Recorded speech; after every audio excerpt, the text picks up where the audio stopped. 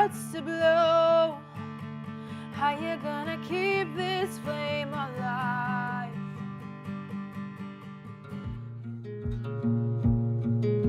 Hannah Aldrich is 20 years old and lives in McGregor, Minnesota. She studies graphic design at Central Lakes College. Growing up, Hannah has always enjoyed playing and singing music. She also loves to paint. On her free time, you can catch her with her friends, having a good laugh. Anyone that knows Hannah knows that she is filled with joy. From the outside, she might look like a typical student, but there is a lot more to her story. Since the day she could walk practically, she loved music. Her dad would play guitar all the time, and she would go up and strum on the strings and play along with him, and she loved to dance when he was playing and singing, and she just found joy in singing.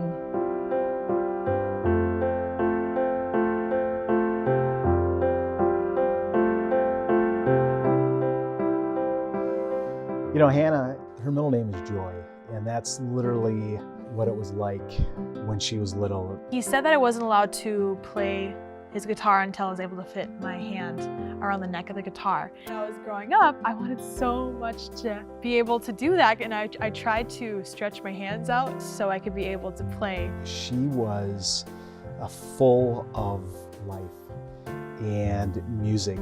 We could tell as parents early on, I could tell early on, that she had an ear for music. Hannah and her father's relationship grew stronger with time. As he would teach her, she would always listen. As she got older, she would sing at church and at worship time at home. Aside from her music, Hannah has always had a high level of energy. I had to always keep an eye on her because she was climbing on things, she was chasing her little brothers around. Then as her little brothers grew older, she took on kind of a little mother role, and she would, take care of them, and she just loved them and cuddled them like a big sister would.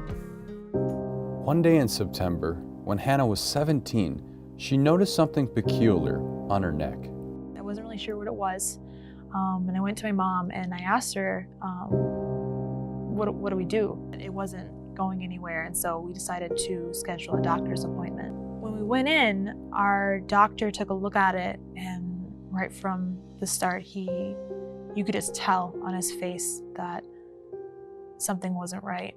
We had it checked out, and sure enough, she was diagnosed with Hodgkin's lymphoma.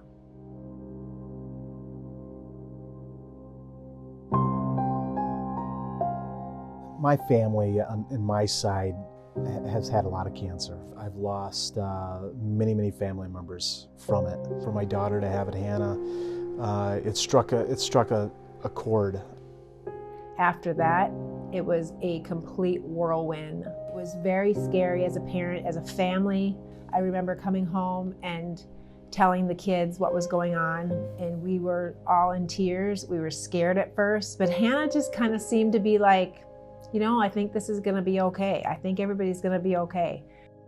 The next weeks, we found out that she was gonna have to go through a minimum of 3 rounds of chemotherapy. I was very weak, and I wasn't able to fight off any germs or any sickness. Over the next 3 months, we had to watch her be hooked up to these machines, and that made her very sick.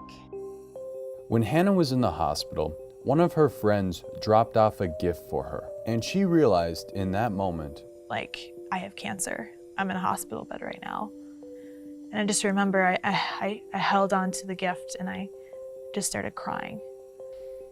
She's 17 years old. She's coming into her own. And she's hit with this potentially terminal disease. And she's having to grow up really fast. I was really excited when I went to the hospital and saw that they had a music therapy program, and that they would be working with Hannah to teach her how she could even write her own music, and she wouldn't really have anything to do, but she could play her music. There was an actual music specialist there, and she would come in and show Hannah a couple different instruments. This woman helped her to put it to music and then record it.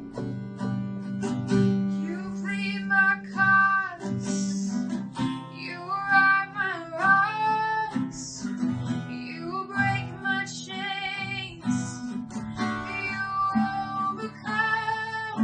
to see her on chemo with no hair, pale, exhausted, and yet music gave her this outlet. Wishes could all come in all different kinds of scenarios.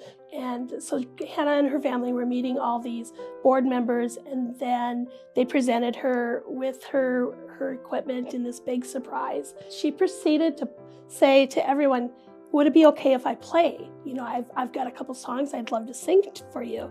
And I think that was really unique for everyone in the room because it gave us this glimpse of Hannah and her talent. What was Hannah's wish?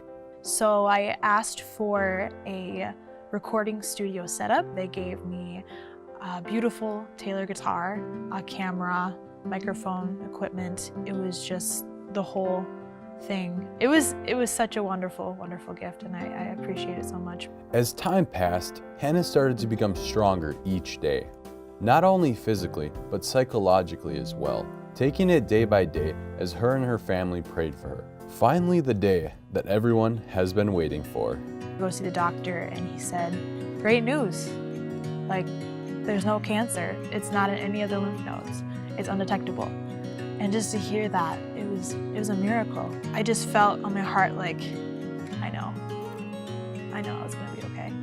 I remember walking out, we were walking out of that hallway, and we were just all looking at each other and saying, that's it, we're done, it's over.